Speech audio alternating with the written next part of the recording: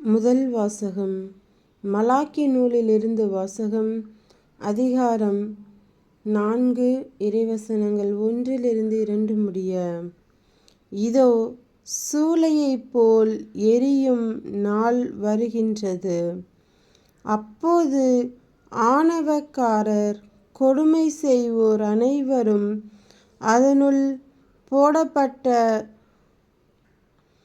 சருகாவர். வரப்போகும் அந்த நாள் அவர்களை சுட்டெரித்துவிடும். அவர்களுடைய வேரையோ கிளையையோ விட்டு வைக்காது என்கிறார் படைகளின் ஆண்டவர்.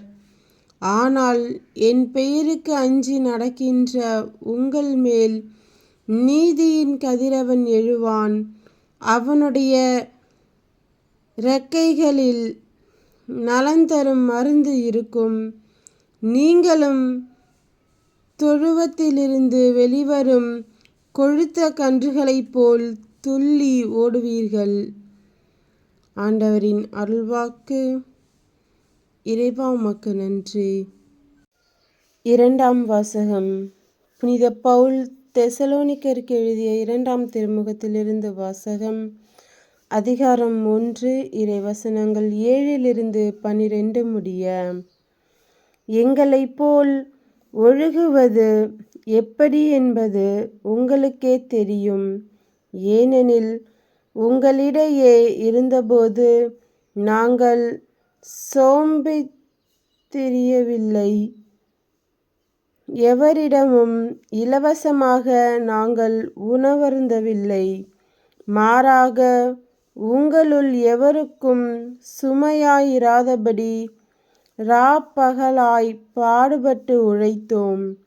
எங்களுக்கு வேண்டியதை பெற உரிமை இல்லை என்பதால் அன்று, மாறாக நீங்களும் எங்களைப் போல நடப்பதற்காக உங்களுக்கு முன்மாதிரி காட்டவே இவ்வாறு செய்தோம். உழைக்க மனமில்லாத எவரும் உண்ணலாகாது என்று நாங்கள் உங்களிடையே இருந்தபோதே உங்களுக்கு கட்டளை கொடுத்திருந்தோம். உங்களுள் சிலர் எந்த வேலையும் செய்யாமல் சோம்பேறிகளாக சுற்றித் திரிந்து பிறருடைய வேலையில் தலையிடுவதாக கேள்விப்படுகிறோம்.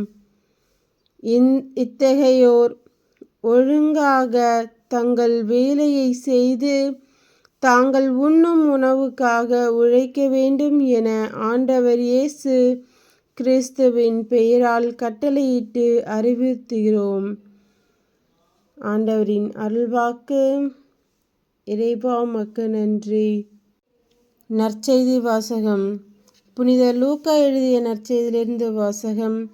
அதிகாரம் 21, இறைவசனங்கள் 5-19 முடிய.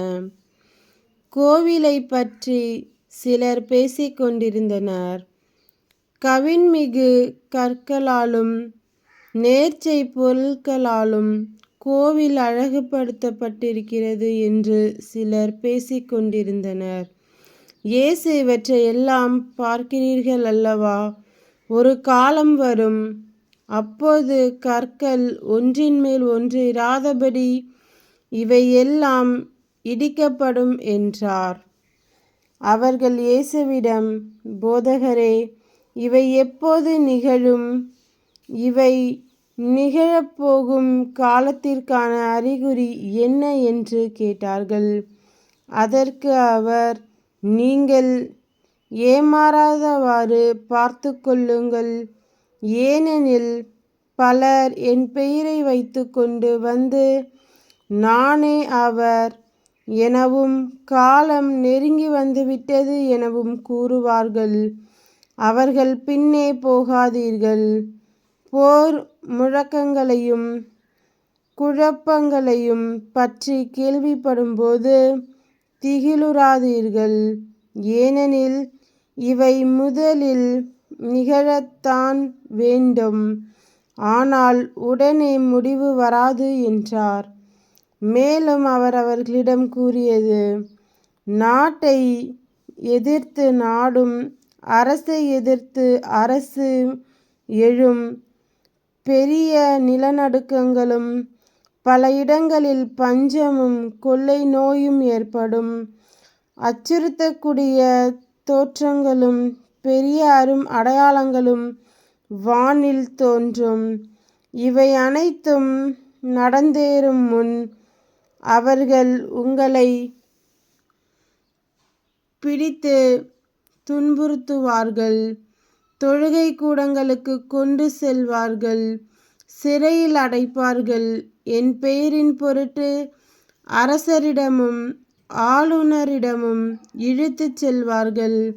எனக்கு சான்று பகர இவை உங்களுக்கு வாய்ப்பளிக்கும். அப்பொழுது என்ன பதில் அளிப்பது என முன்னதாகவே நீங்கள் கவலைப்பட வேண்டாம். இதை உங்கள் மனதில் வைத்து கொள்ளுங்கள். ஏனெனில் நானே உங்களுக்கு நாவன்மையும் ஞானத்தையும் கொடுப்பேன்.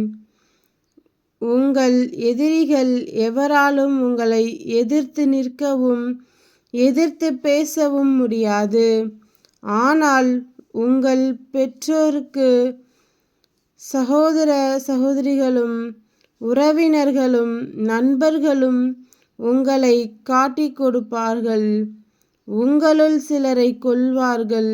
என் பெயரின் பொருட்டு எல்லாரும் உங்களை வெறுப்பார்கள். இருப்பினும் உங்கள்